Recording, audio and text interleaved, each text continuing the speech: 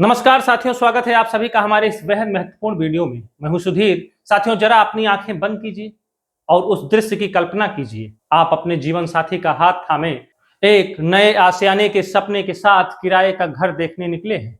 आप बड़ी उम्मीदों और खुशी के साथ घर का मुख्य दरवाजा खोलते हैं, लेकिन जैसे ही कुंडी खुलती है, खुशियों की जगह चीखों का खौफनाक सन्नाटा छा जाता है।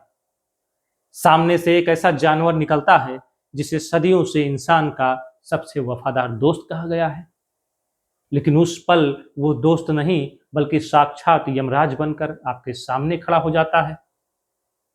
अगले 65 से 75 सेकंड तक वो बिना रुके आपके और आपकी पत्नी के शरीर पर 26 से ज्यादा बार वार करता है, मांसपेशियों और मांस को नोचता रहता है और आप चाहकर भी अपनी पत्नी को उसकी गिरफ्त से छुड़ा नहीं पाते। या फिर जरा उस 82 साल की बुजुर्ग मां के बारे में सोचिए, जिसने अपने बेटे के शौक के लिए घर में पाले गए पिटबुल को अपने हाथों से रोटियां खिलाई, उसका ख्याल रखा। लेकिन एक दिन वही पिटबुल उस मां की गर्दन को अपने जबड़े में दबा लेता है और तब तक नहीं छोड़ता जब तक कि उस बुजुर्ग मां की सांसें थम नहीं जाती।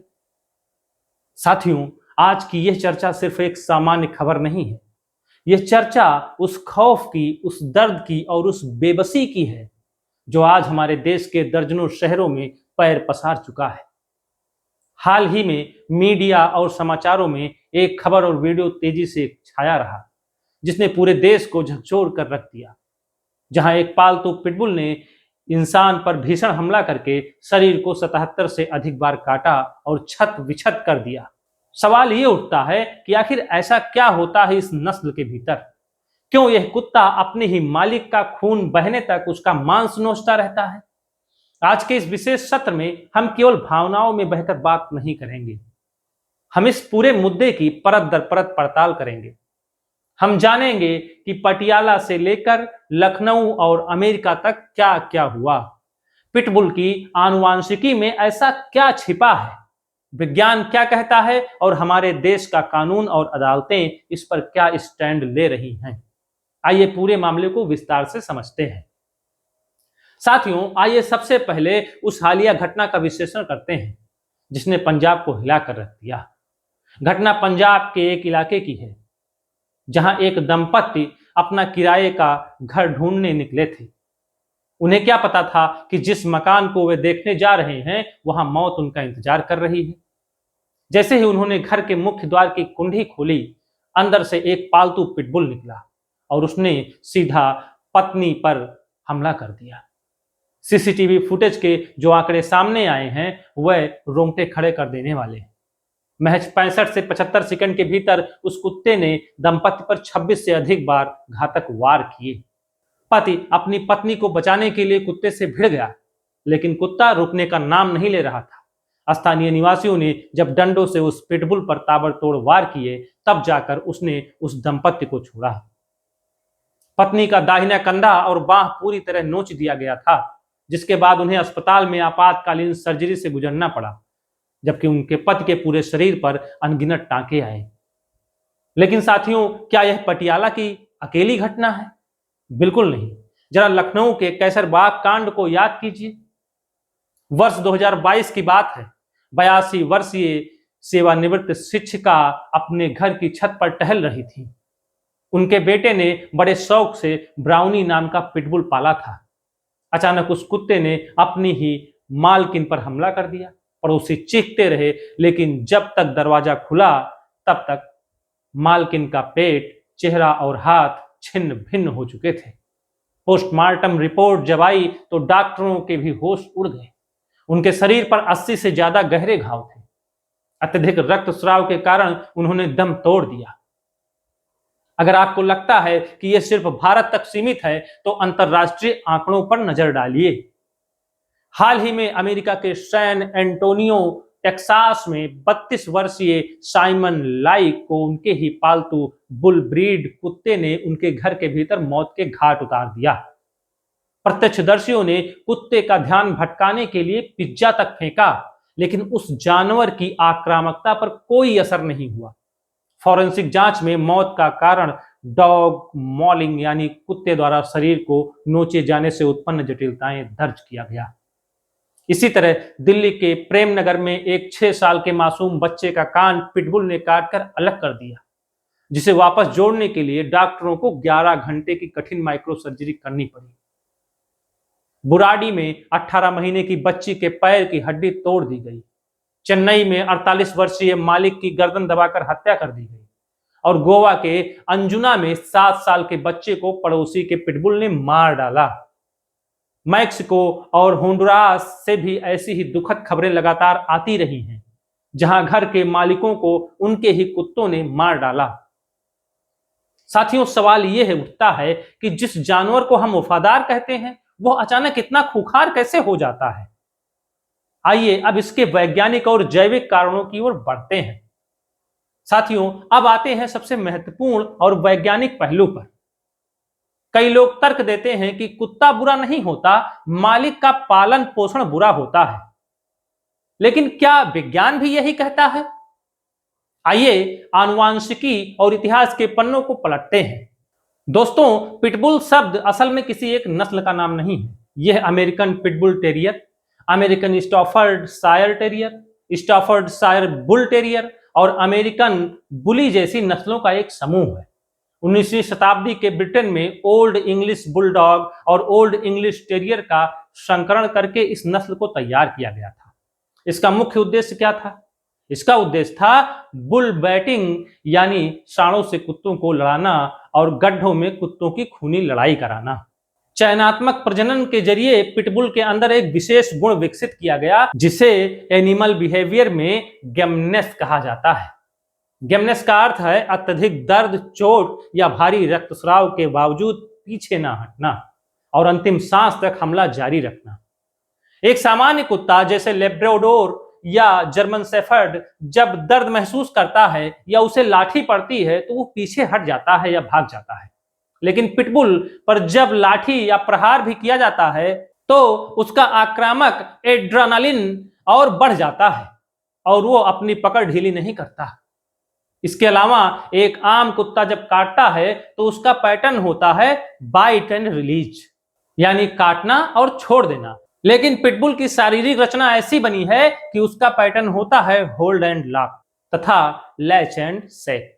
पिटबुल पीड़ित को अपने बेहद मजबूत जबड़े से पकड़ लेता है और फिर अपने सिर को इतनी तेजी से हिलाता है या झकझोरता है कि मांसपेशियां, नसें और हड्डियां उखड़ जाती हैं। इसे बायोलॉजी में हार्ड माउथ कहा जाता है। साथियों, अगर कोई आपसे कहे कि यह महज एक संयोग है तो उन्हें दुनिया भर के ट्रॉमा सेंटरों के आंकड़े दिखाइए। अस्पताल के फोरेंसिक और सर्जिकल डेटा से जो सच सामने आता है वो डराने वाला है। लेवल 1 ट्रॉमा सेंटरों के अध्ययनों के अनुसार पिटबुल के काटने से घायल हुए रोगियों में से 61.5% को गंभीर शल्य चिकित्सा की आवश्यकता पड़ी है, जबकि अन्य सभी नस्लों के संयुक्त मामलों में यह आंकड़ा केवल 47% है। अन्य नस्लों की तुलना में पिटबुल द्वारा दिए गए घावों के जटिल होने की संभावना 4.4 गुना अधिक होती है। इनके हमलों में सबसे ज्यादा मामले चेहरे की मांसपेशियों के कटकर अलग होने की, हड्डियों के टूटने की और अंगों के विच्छेदन की होती है। साथियों, जब विज्ञान और अस्पताल के आंकड़े ये चीख चीख कर कह रहे हैं कि इस नस्ल के डीएनए में ही खूनी लड़ाई लड़ने के गुण समाहित हैं, तो फिर हमारे देश का प्रशासन और कानून इस पर चुप क्यों है? आइए अब कानूनी और नीतिगत पहलू को समझते हैं। साथियों, अब बात करते हैं उस सबसे बड़े सवाल की जो आप सभी के मन में उठ रहा होगा। सरकार क्या कर रही है? क्या भारत में पिटबुल पर प्रतिबंध नहीं है? आइए पूरी क्रोनोलॉजी को समझिए। 12 मार्च 2024 को भारत सरकार के मत्स्य पालन, पशुपालन और डेयरी मंत्रालय ने देश के सभी राज्यों को एक सख्त एडवाइजरी जारी की। इस सर्कुलर में पिटबुल, रॉटवीलर, डोगो, अर्जेंटिनो, टोसा इनू सहित 23 विदेशी खतरनाक नस्लों के आयात, प्रजनन और बिक्री पर पूर्ण प्रतिबंध लगाने का निर्देश दिया गया था। सरकार ने यह भी स्पष्ट किया था कि जिन लोगों के पास ये कुत्ते पहले से हैं, उन्हें उनका अनिवार्य बंध्याकरण कराना होगा ताकि इनकी आबादी आगे ना बढ़े। लेकिन साथियों, जैसे ही सरकार का यह सर्कुलर बाहर आया, डॉग ब्रीडर्स, केनल क्लबों और कुछ पशु अधिकार कार्यकर्ताओं ने देश के विभिन्न उच्च न्यायालयों का दरवाजा खटखटाया।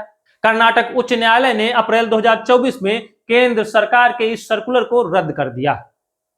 कोर्ट का मुख्य तर्क यह था कि केंद्र सरकार ने प्रतिबंध लगाने से पहले सभी संबंधित पक्षों, पशु विशेषज्ञों और केनल क्लबों से उचित कानूनी परामर्श नहीं लिया था।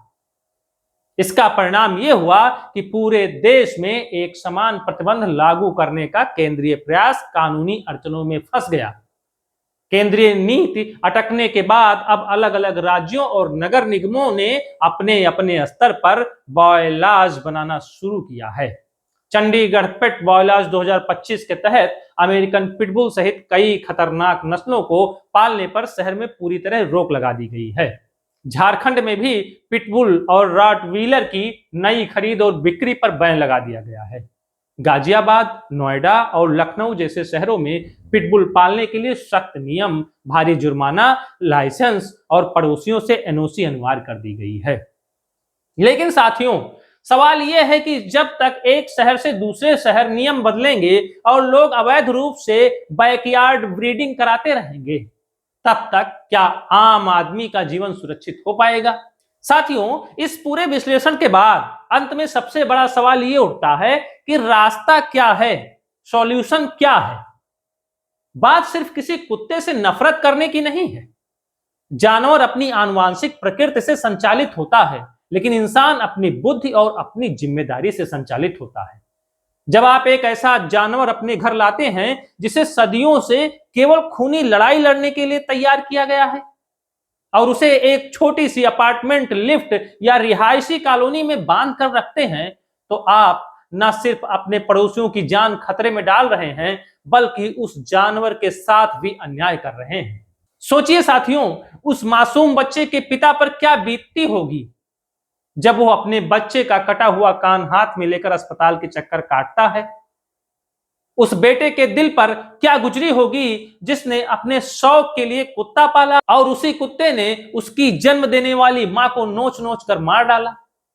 अगर हमें भारत की सड़कों और सोसाइटियों को सुरक्षित बनाना है तो हमें तुरंत सख्त कदम उठाने होंगे।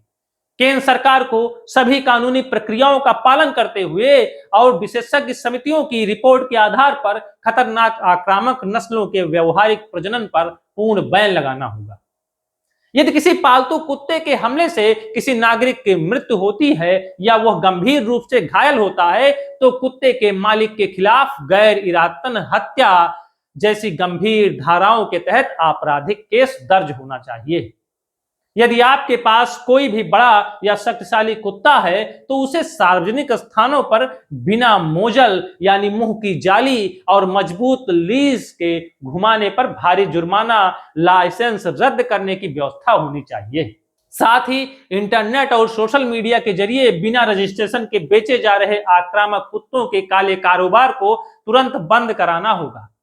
साथियों, लोकतंत्र में किसी व्यक्ति को शौक पूरा करने की आजादी तब तक ही मिलनी चाहिए जब तक कि उस शौक से किसी दूसरे निर्दोष नागरिक के जीने का अधिकार प्रभावित ना हो। मानव जीवन सर्वोपरि है। आपकी इस पूरे मुद्दे पर क्या राय है? क्या भारत में पिटबुल जैसी खतरनाक नस्लों पर पूर्ण प्रतिबंध लागू होना चाहिए? कमेंट सेक्शन में अपनी राय जरूर साझा करें। अगर आपको यह गहन, मार्मिक और तथ्य आधारित विश्लेषण उपयोगी लगा हो तो इस वीडियो को शेयर करें ताकि लोग जागरूक हो सकें। बहुत बहुत धन्यवाद। जय हिंद।